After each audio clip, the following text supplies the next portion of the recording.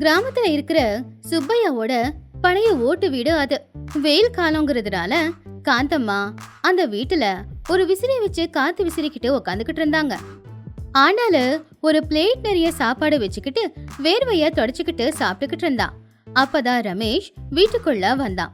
அன்னைக்கு வெயில் ரொம்ப அதிகமா இருந்துச்சு. சுப்பையாவோட வீட்டுல அனல் தாங்க முடியாம எல்லாரும் கஷ்டப்பட்டுக்கிட்டு இருந்தாங்க.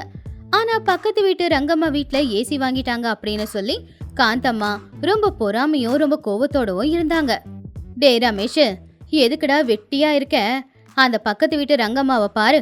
அவளோட புருஷன் டபுள் ரூம் கட்டி அதுல ஏசி வேற போட்டிருக்கானாமா. அந்த ரங்கம்மா தினமும் ஏசியில படுத்துக்கிட்டு சந்தோஷமா தூங்குறா. ஆனா என்ன பாரு, தீப்பெட்டி சைஸ்ல இருக்கிற இந்த வீட்டுல இவ்வளோ பெரிய உருவம் கஷ்டப்பட்டுக்கிட்டு இருக்கே. எனக்குன்னு ஒரு பெரிய வீடு, அதுல சில்லுன்னு காத்து வீசுறது, இதெல்லாம் என் தலையில எழுதி வைக்கலையாடா? ஆமா, அவங்களுக்கு வீடு கட்டிக்க வசதி இருந்துச்சு, கட்டிக்கிட்டாங்க. நான் இந்த ஊர்ல பண்றது சின்ன விவசாயம். என்னால ஒரு செங்கலை கூட இங்க வாங்க முடியாது. என்னோட உடம்ப பாரு, எப்படி மெலிஞ்சு போயிருக்கேன். இந்த வெயில்ல இன்னும் காஞ்சி போய் அடிக்கிற காத்துல பறந்து போய் ரங்கம்மாவோட வீட்டு ஏசிக்குள்ள விழுந்துடுவனோன்னு பயமா இருக்கு. உண்மைதான் அத்தை. இந்த வெயில்ல நான் சாப்பிடுற சாப்பாடு கூட ஜீரணமாகவே மாட்டேங்குது. எல்லாம் வயிற்றுக்குள்ள அப்படியே இருக்கு. உங்களுக்கு பெரிய வீடு வேணும், எனக்கு பெரிய தர்பூசணி வேணும். இந்த அடிக்கிற வெயிலுக்கு அந்த பெரிய தர்பூசணி பழத்தை வெட்டி வச்சுக்கிட்டு சாப்பிட்டா ஆஹாஹாஹா சொர்க்கந்தான் கண்ணுக்கு தெரியும். வாய மூடுறி ராட்சசி. உன்னோட சைஸுக்கு பேசாம ஒரு தர்பூசணி பழத்தை வளர்க்கலாமா?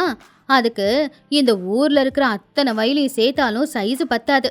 நல்லா கொழு கொழுன்னு எழுந்துக்கிட்டு இன்னும் இவளுக்கு தர்பூசணி பழம் வேணுமாமா, தர்பூசணி பழம். இவன் ஒரு வீணா போன புள்ள, நீ ஒரு வீணா போன மருமக. இந்த வீட்டுல வந்து நான் கஷ்டப்படுற பாரு, அதை சொல்லு. ஏமா காந்தம்மா, அந்த ரங்கம்மா புது வீடு கட்டினா உனக்கு என்ன?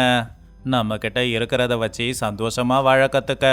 மருமக சொன்னதுல என்ன தப்பு? இந்த வெயிலுக்கு தர்பூசணி சாப்பிட்டா குளிர்ச்சியா தானே இருக்கும். டே ரமேஷ், போய் தர்பூசணி வாங்கிட்டு வா. என்கிட்ட இருக்கிறது வெறும் 100 ரூபாப்பா. அதுக்கு எவனும் தர்பூசணி பழம் தரமாட்டான். நான் போய் என் பொழப்ப பாக்கறேன். அது ஊரோட எல்லையில இருக்கிற ரமேஷோட வயல். அங்க கிணத்தடியில உட்காந்து ரமேஷ் யோசிச்சுக்கிட்டு இருந்தான். அப்பதான் அந்த பக்கமா ஒரு முனிவர் வந்துகிட்டு இருந்தாரு. என்னப்பா, உன் கண்ணெல்லாம் கலங்கி இருக்கே. உன் கண்ணீரை வச்சு இங்க இருக்கிற வயலுக்கெல்லாம் தண்ணி பாய்ச்சுவ போலையே.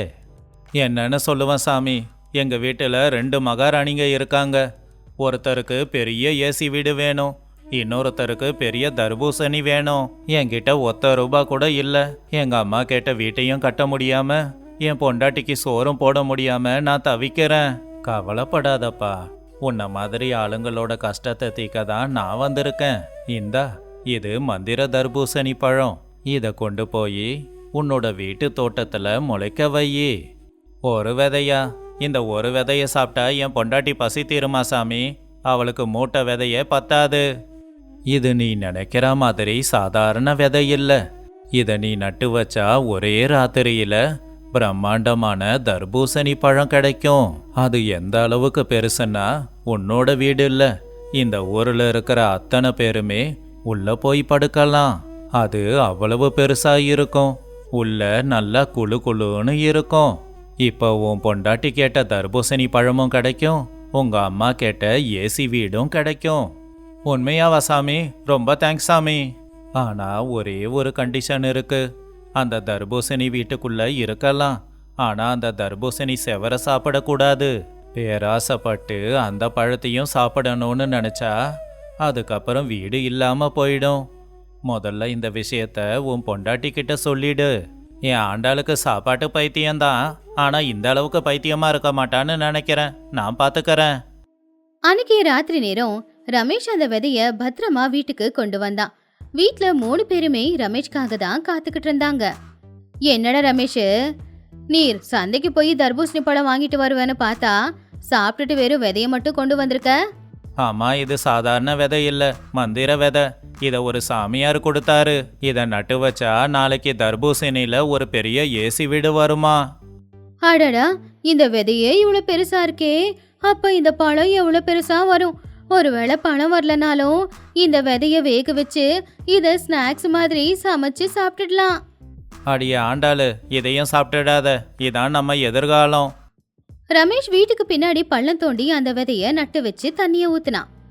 இவனோ இவனுடைய பைத்தியமோ, விதைய நட்டு வச்சா வீடு சைஸுக்கு பெரிய தர்பூசணி பழம் வருமாமா. வாங்க நாம போய் படுத்து தூங்கலாம்.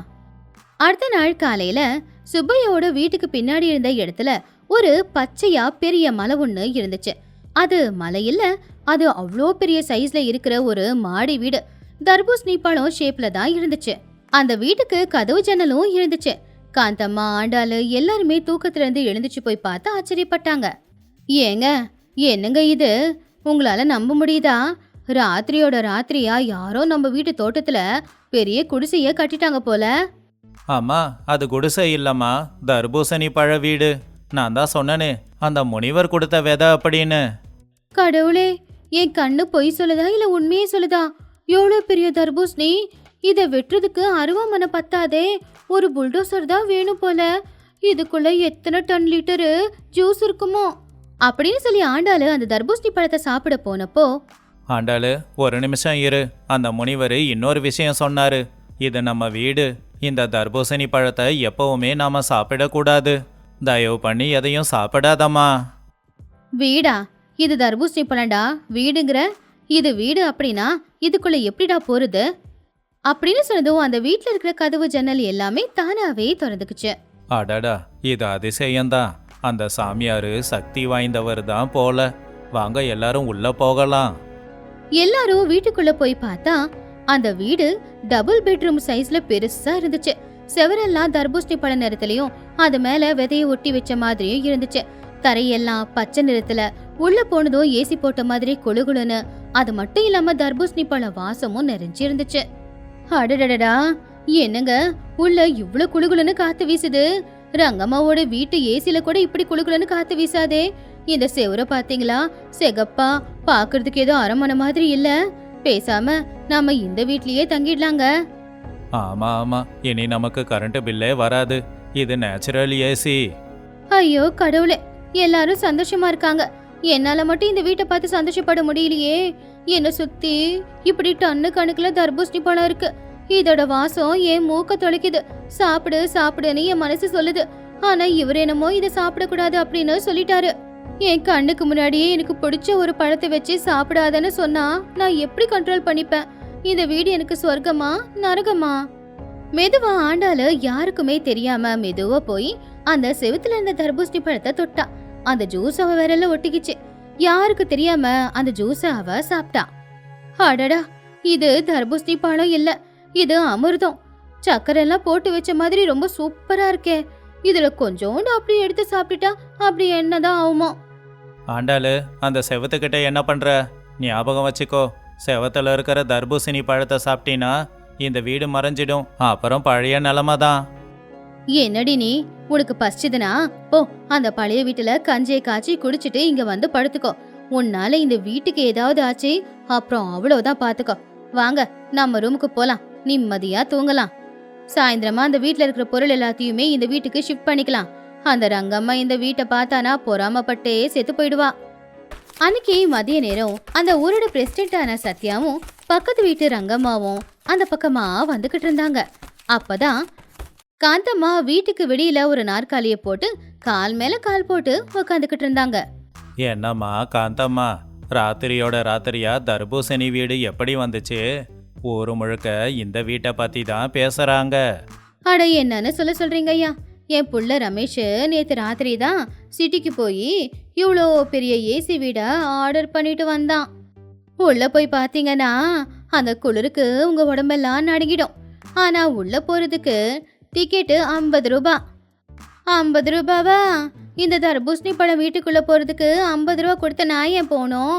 என் வீட்லயே ஏசி இருக்கு, நான் என் வீட்டுக்கே போய்க்கிறேன். உன் வீட்டில் இருக்கிற ஏசி எல்லாம் கரண்ட் இல்லைனா வேலை செய்யுமா? ஆனால் என் வீடு கரண்ட்டே இல்லைனாலும் வேலை செய்யும்.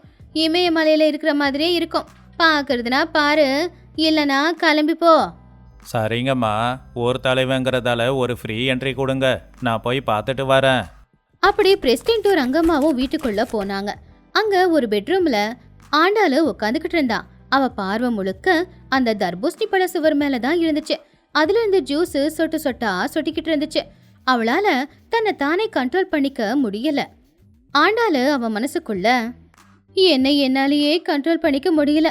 கண்ணெதிர்க்க இவ்வளவு இனிப்பான தர்பூசணி பழம் இருந்துச்சுன்னா யாரால கண்ட்ரோல் பண்ணிக்க முடியும்? எல்லாரும் ஏசி வீடு கிடைச்சது அப்படின்னு சந்தோஷமா இருக்காங்க. ஆனா என்னால சந்தோஷமா இருக்க முடியல. எனக்கு ஏசி வீடு வேணாம், இந்த தர்பூசணி பழம் தான் வேணும். இவ்வளோ பெரிய வீட்டுல ஒரு ஓரமா கொஞ்சோண்டு தர்பூசணி ஒரு 1/2 கிலோ சாப்பிட்டா என்ன ஆயிட போகுது? அந்த சாமியார் சொன்னாராம், நான் தொட்டா இந்த வீடு இடிஞ்சு விழுந்துரும்னு. அதெல்லாம் ஒன்றும் இல்லை, நான் சாப்பிட்றது இந்த கடவுள் பார்த்துக்கிட்டு இருக்காரே என்ன, கொஞ்சம் சாப்பிட்டு பார்க்கலாம் அப்படின்னு சொல்லி ஆண்டாளு செவுத்துல இருக்கிற கொஞ்சோண்டு தர்பூசணி பழத்தை எடுத்து வாயில வச்சு சாப்பிட்டா. ஆஹா, அப்பா, என்ன இனிப்புடா கடவுளே! நான் பிறந்ததுக்கான பலனை அனுபவிக்கிற மாதிரி இருக்கு. இப்படிப்பட்ட ஒரு தர்பூசணியை சாப்பிட்டதே இல்லை. மறுபடியும் இன்னொரு பெரிய பீஸ் தர்பூசணி பழத்தை சாப்பிட்டுக்கிட்டு இருக்கும்போது பிரசிடென்ட் ரங்கம்மாவும் அங்க வந்தாங்க. என்னம்மா ஆண்டாளு, உங்க மாமியார் வெளியில உக்காந்து டிக்கெட் வாங்கிக்கிட்டு இருக்காங்க, நீ என்னன்னா உள்ள உக்காந்து செவரை கடைச்சி சாப்பிட்டுக்கிட்டு இருக்கியே? ஐயோ, அதெல்லாம் ஒன்றும் இல்லைங்கய்யா. செவுத்துல கொஞ்சம் டஸ்ட் இருந்துச்சு, அதான் என் நாக்கால க்ளீன் பண்ணிக்கிட்டு இருந்தேன். இதுதான் ஆர்கானிக் கிளீன்னு சொல்லுவாங்க. ஆர்கானிக் கிளீனிங்கா? வர வர இந்த ஊர்ல மாமியார் மருமகளோட புத்திசாலித்தனம் அதிகமாயிக்கிட்டே இருக்கு. சரிம்மா, நீ சாப்பிடு, கொடுத்து வச்சவங்க நீங்க. அன்னைக்கு ராத்திரி நேரம் எல்லாரும் தூங்கிக்கிட்டு இருக்கும்போது அந்த மந்திர தர்பூசணி பழம் வீட்டுல கரண்டே இல்லாம ஏசி மாதிரி இருக்கும்போது காந்தம்மா ஹால்லையும் சுப்பையா ரூம்லயும் படுத்துக்கிட்டு இருந்தாரு. ஆனா ஆண்டாளுக்கு தூக்கம் வரல. அவளுக்கு இப்ப ரொம்ப பசியா இருந்துச்சு. இருட்டுல மெதுவா எழுந்துச்சு உக்காந்தா. மதியம் அந்த பிரசிடென்ட் வந்ததுனால வெறும் 2 கிலோ தர்பூசணி பழம் மட்டும்தான் சாப்பிட முடிஞ்சுது. இப்போ எனக்கு பசி எடுக்குது. பேசாம இங்க இருக்கிற இந்த கம்பத்தை கடிச்சு சாப்பிட்றவா? பாக்குறதுக்கு நல்ல செகப்பா பளபளன்னு இருக்கு. இத சாப்பிட்டா வீடு ஒண்ணு இடிஞ்சு விழுந்துடாது. அப்படியே விழுந்தாலும் அந்த பழைய வீட்டுக்கு போயிடலாம். என்ன ஆயிட போகுது? அப்படி அந்த வீட்டுக்கே ரொம்ப பலமா இருக்கிற ஒரு தூணை கடிச்சு சாப்பிட ஆரம்பிச்சா ஆண்டாளு. கரக் கரக்குன்னு சத்தம் கேட்க ஆரம்பிச்சுது. அன்னைக்கு ராத்திரிக்குள்ள அவ வீட்டுக்கு ரொம்ப பலமா இருக்கிற அந்த தூணையும் ஒரு செவுத்தையுமே சாப்பிட்டா. அவளுடைய வயிறு ஒரு பெரிய பலூன் மாதிரி வீங்கி போச்சு. அப்பாடா, இந்த சாமியாருக்கு நான் தான் நன்றியை தெரிவிக்கணும். வாழ்க்கையில தடவையா என் பசி தீந்து போய் இன்னைக்கு நான் நல்லா படுத்து தூங்க போறேன். நிம்மதியா தூக்கம் வரும் அப்படின்னு சொல்லி ஆண்டாள படுத்து நிம்மதியா தூங்க ஆரம்பிச்சா. ஆனா விடிய காலையில மெதுவா மெதுவா அந்த தர்பூசணி பழம் வீடு அசைஞ்சது. வீட்டுக்கே பலமா இருக்கிற தூணை மொத்தத்தையுமே சாப்பிட்டதுனால அந்த வீடு அதோட மந்திர சக்தியை இழந்து கொஞ்சம் கொஞ்சமா அந்த வீடு வாடி போக ஆரம்பிச்சுது. செவுத்துல இருக்கிற அந்த ஜூஸ் எல்லாமே அப்படியே தண்ணி மாதிரி கீழே சொட்டுச்சு. அப்போ தூங்கிக்கிட்டு இருந்த காந்தம்மா எழுந்திருச்சு செகப்பா தண்ணி வீட்டுல கொட்டிக்கிட்டு இருக்கிறத பார்த்து, ஐயோ, என்னங்க இது, வீடு முழுக்க ரத்தம் கொட்டுது. டே ரமேஷ், ஏங்க வீட்டுக்கு பேய் பிடிச்சிருக்கா என்ன? அது ரத்தம் இல்ல காந்தம்மா, தர்பூசணி பழ ஜூஸு. வீடு இடிஞ்சு விழற மாதிரி இருக்கு, உசுர காப்பாத்திக்க வெளியில ஓடுங்க. அம்மா, நம்ம வீட்டுல ஒரு பக்கம் செவத்தையே காணோம். அந்த முனிவர் சொன்ன மாதிரியே இடிஞ்சு விழ போகுது, சீக்கிரம் ஓடு. எல்லாரும் உசுர காப்பாத்திக்கிட்டு அந்த சின்ன கதவு வழியா வெளியில ஓடி போயிட்டாங்க. ஆனா தர்பூசணி சாப்பிட்டு வயிறு பெருசா பலூன் மாதிரி வீங்கினதுனால ஆண்டாளால வீட்டுக்குள்ள இருந்து வெளியில போக முடியல. அத்த, மாமா, என் வயிறு உள்ள மாட்டிக்கிச்சு. என் வயிறு பெருசா இருக்கிறதுனால என்னால வெளியில வர முடியல. யாராவது என்னை இழுங்க. அடி பாவி, நான் முதல்லயே நினைச்சேன் என்னோட ஏசி வீடு இப்ப இடிஞ்சு விழுறதுக்கு காரணமே நீதானா? உன்னெல்லாம் காப்பாத்தவே கூடாது. நீ அந்த தர்பூசணி பழம் வீட்டுலயே சமாதியாவு. அம்மா அப்படி சொல்லாத, அவ என் பொண்டாட்டி, அவளை காப்பாத்தணும். அப்பா நீயும் கொஞ்சம் உதவி பண்ணுப்பா. அவங்க 3 பேரும் கஷ்டப்பட்டு பலமா இழுத்து ஆண்டால வெளியில இழுத்துக்கிட்டு வந்துட்டாங்க.